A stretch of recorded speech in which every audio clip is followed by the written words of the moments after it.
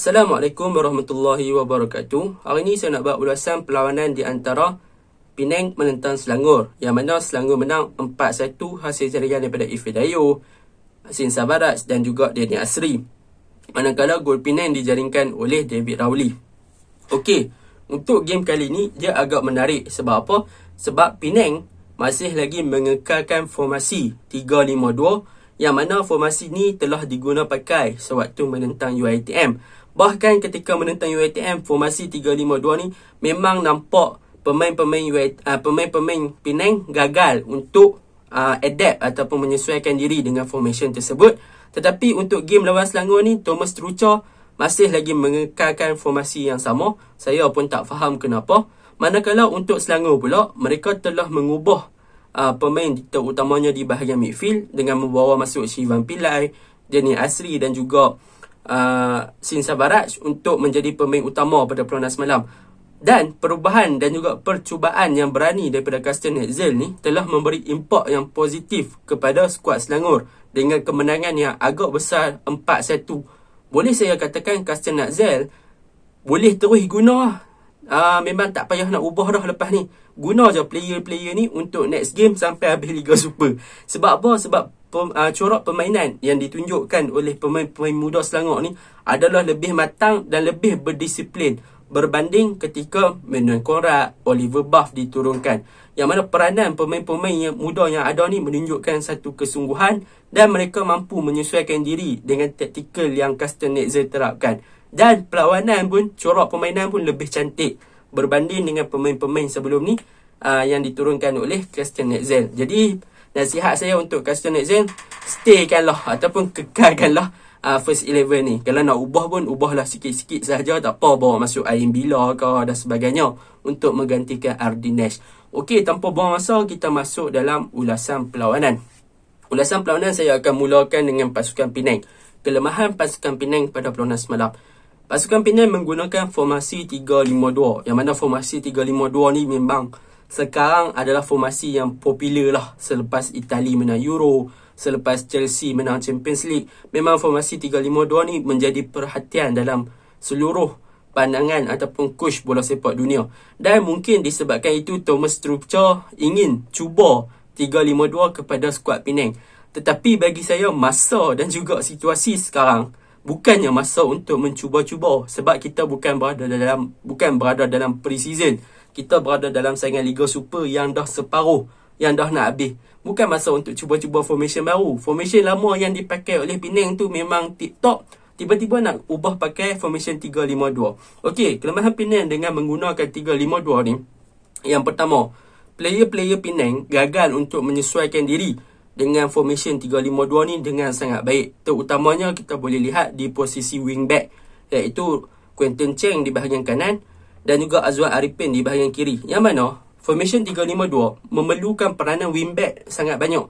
Sebab apa? Sebab wingback ni dia yang akan membantu untuk kehadapan ketika menyerang, dan dia juga perlu laju untuk cover space ketika diserang. Dan apa yang paling penting pada perlawanan semalam, Quentin dan juga Azwan Arifin ni ketika menyerang mereka bagus. Mereka rajin bantu bahagian serangan. Quentin buat overlapping, buat crossing dan sebagainya. Tetapi ketika mereka kehilangan bola berjaya dirampas di kawasan Selangor melakukan counter attack. Mereka berdua lambat untuk cover balik ataupun untuk pulang ke tempat mereka balik bagi membentuk 5 defense di belakang. Sebab apa? Sebab 3-5-2 kalau bertahan akan jadi 5 defense. Jadi disebabkan mereka gagal untuk pulang ke tempat mereka ketika di counter, menyebabkan formation kat belakang kadang-kadang tinggal 3 player, kadang-kadang tinggal 4 player di bahagian pertahanan. Jadi bila jadi macam tu, pertahanan Penang ni akan terdedah kepada ruang-ruang kosong yang banyak, yang membolehkan pemain-pemain Selangor untuk exploit ataupun untuk dengan mudahnya untuk pecahkan pertahanan Penang yang memang tak teratur, yang tak terorganize, tak tersusun, disebabkan banyak ruang-ruang kosong, disebabkan dua player ni gagal untuk kembali ke posisi asal ketika di counter attack. Kita boleh tengoklah berapa peluang yang Selangor ada adalah disebabkan counter attack yang dilakukan oleh mereka sendiri, dan Penang gagal, wingback Penang gagal untuk kembali ke posisi asal pada perlawanan semalam. Itu kelemahan pertama menggunakan 3-5-2. Kelemahan kedua, menggunakan 3-5-2 adalah di bahagian midfield Penang. Midfield Penang, mereka letak David Rowley, mereka letak Hafiz, mereka letak Endrick Dos Santos, mereka letak Sheridan bermain di kiri, mereka letak Hafiz bermain di tengah dengan Endrick Dos Santos. Apa yang menyedihkan adalah di bahagian midfield, mereka tak mempunyai kestabilan tau. Untuk main 3-5-2 ni, midfield perlu stabil. Mereka perlu ada dua midfield yang mana seorang more to attacking dan seorang more to defending. Mereka ada David Rowley untuk bertahan, tetapi jenuh lah David Rowley tu nak cover keseluruhan midfield. Sebab apa? Sebab seorang lagi midfield bukannya pure midfield, iaitu Al-Hafiz. Al-Hafiz adalah seorang player winger yang bermain di kanan. Jadi dengan adanya peranan ataupun perubahan peranan Al-Hafiz bermain di tengah, telah merencatkan sikitlah corak permainan Al-Hafiz. Apabila Al-Hafiz ni, dia bukannya all-rounded player yang boleh main gelecek macam Mbappe dan sebagainya tu. Dia adalah player yang berpaksi kepada winger. Dia boleh buat cut in, buat cut back dan sebagainya. Dia bukannya player macam Mason Mount yang dapat bola boleh nampak vision, boleh through kat Casa Grande, boleh through ke Endrick Dos Santos dan sebagainya. Jadi peranan midfield dekat Penang ni memang agak kurang lah dengan adanya formation 3-5-2. Saya still tak faham kenapa Thomas Tuchel nak letakkan Al-Hafiz bermain dalam formation 3-5-2 ni, sedangkan boleh main je 4-5-1, letakkan Al-Hafiz tempat dia balik main wing, boleh lakukan crossing, jadikan Casa Grande target man dan sebagainya. Itu masih menjadi tanya-tanya. Itu yang kedua, midfield Penang memang tak stabil gila. Yang ketiga, yang menjadi punca masalah dan juga paling besar dalam kelemahan 3-5-2 pasukan Penang ni adalah tentang posisi striker, iaitu Casa Grande. Try bayang, hampa nak main 3-5-2, tapi hampa masih lagi nak mengekalkan corak untuk main crossing cari Casa Grande.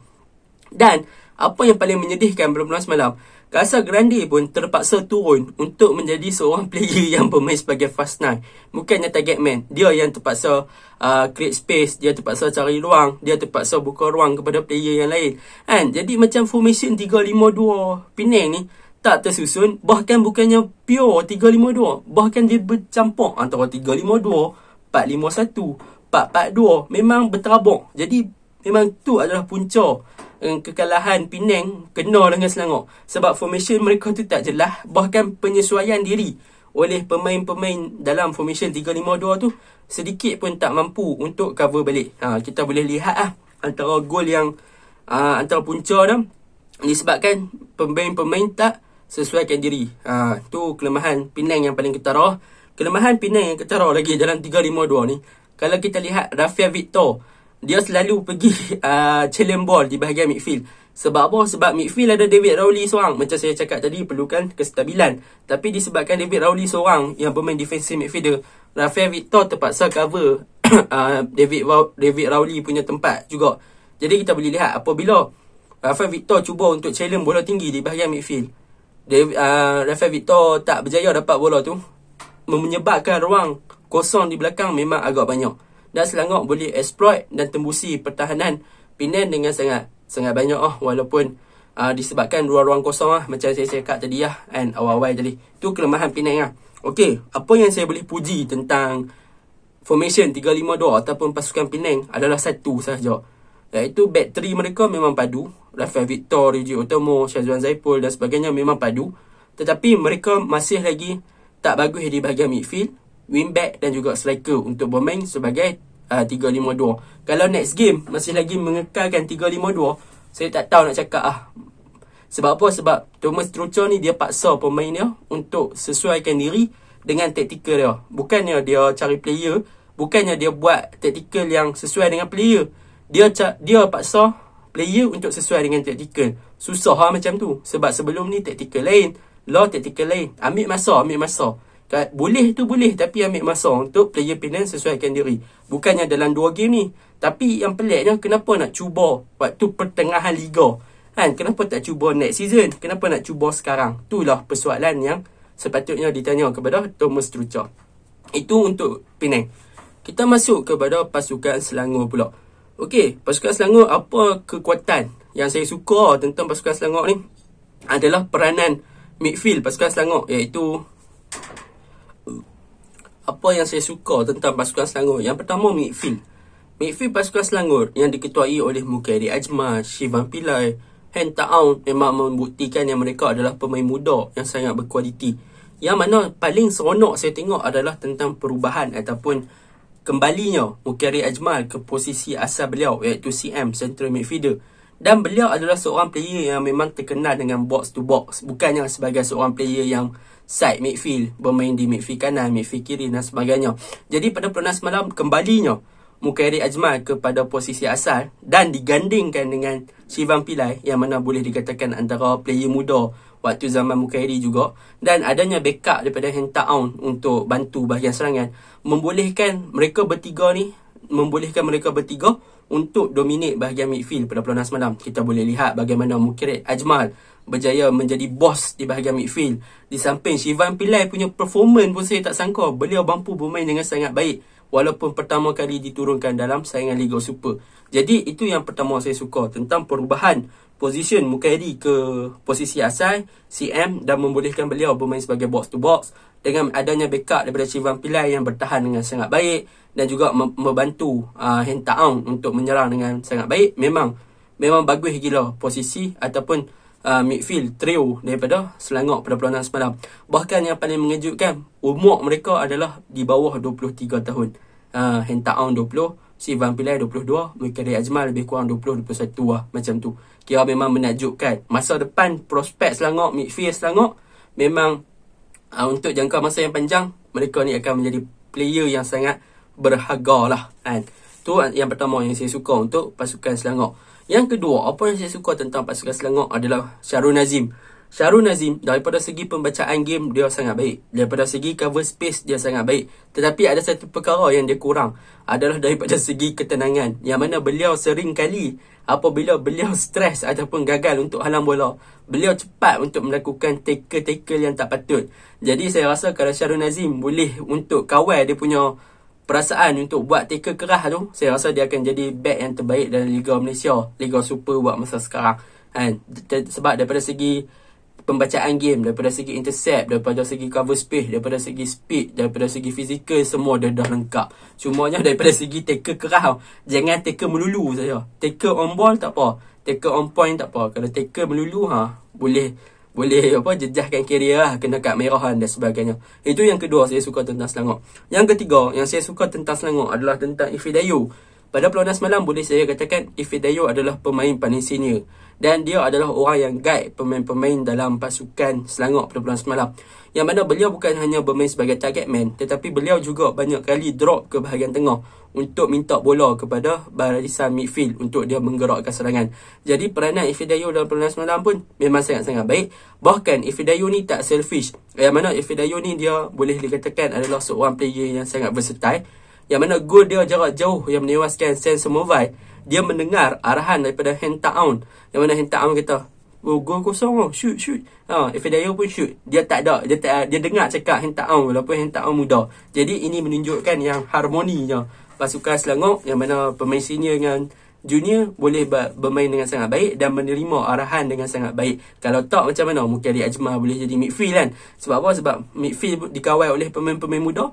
Jadi pemain-pemain senior ni boleh dengar cakap pemain muda untuk mereka bermain sebagai satu tim. Jadi memang harmoni gila lah game semalam. Syok tengok untuk pasukan Selangor. Next, untuk pasukan Selangor, antara kekuatan mereka adalah tentang Sin Sabaraj dan juga Deni Asri. Deni Asri semalam memang perform, memang gol dia lawa, hantaran yang sangat cemerlang daripada Hang Taung.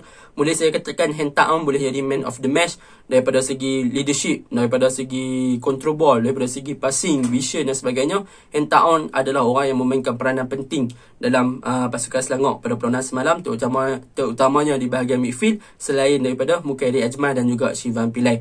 Itu untuk pasukan Selangor untuk kekuatan. Untuk kelemahan pasukan Selangor adalah mereka perlu perbaiki daripada segi man marking. Sebab kita boleh tengok bagaimana Selangor, David Rowley tu memang free heading lah, free header dia tandukan sebab tak ada orang marking. Ashmawi nak jaga dia tu ni, Ashmawi dengan dia siapa tinggi lagi kan.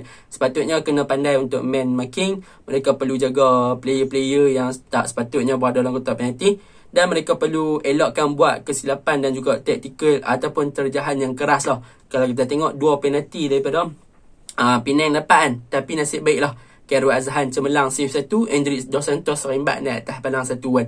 Jadi memang kena perbaiki daripada segi tackle untuk decision nak tackle tu perlu hati-hati lagi lah. Secara overallnya memang squad Selangor memang syok tengok semalam, daripada segi composure, daripada segi technicity, daripada segi leadership, daripada segi control game, daripada segi vision dan sebagainya. Memang pemain-pemain muda ni nampaknya ada harapan yang sangat cerah untuk masa yang akan datang. Itu saja ulasan saya. Assalamualaikum warahmatullahi wabarakatuh.